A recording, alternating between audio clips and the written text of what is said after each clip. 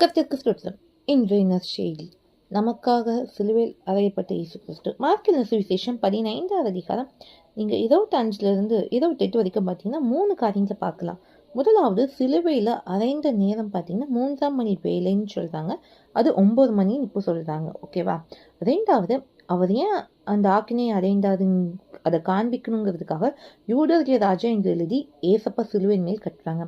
மூணாவது, அவருடைய வலது பக்கத்தில் ஒருவனும் அவருடைய இடது பக்கத்தில் ஒருவனுமாக 2 கல்லறை அவரோட கூட சிலுவைகளில் அறைந்தார்கள் பார்க்கலாம். அப்ப இதுல 3 காரியம் இருக்கு. நேரம், ஏன் அவர் அழிக்கப்பட்டார், அவர் அக்கிரமக்காரர்கள் ஒருவராக எண்ணப்பட்டார்ங்கிற வேத வாக்கியம் நிறைவேறும்படி கல்லர் மத்தியில அறையப்பட்டாங்க.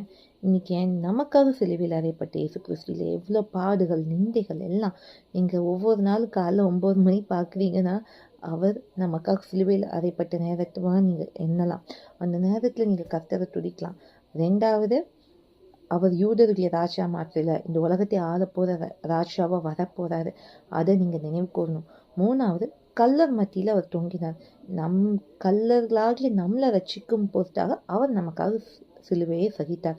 இது 3ஐயும் நம்ம ஒவ்வொரு நாள் நினைவு கூறணும். அதனால நம்ம வாழ்க்கையை அர்ப்பணிப்போம் இயேசு கிறிஸ்து கிட்ட. ஒவ்வொரு நாள் அவர் நமக்காக செய்த நன்மை சொல்லி துடிப்போம். ஜெபமல்லாமா. எங்கள் அன்பின் பரலோகத்தில் இந்த அருமையான நாளுக்காக வெளிக்க நினைப்பா. ஒவ்வொரு நாளும் இயேசு கிறிஸ்துவின் மரண பாடுகளே உணர்ந்தவர்களாய் அவருக்கு சாட்சியை இந்த பூமியில வாழ உடைச்சிங்க. இயேசு நாமத்தில் ஜெபிக்க நல்ல பிதாவே, ஆமீன்.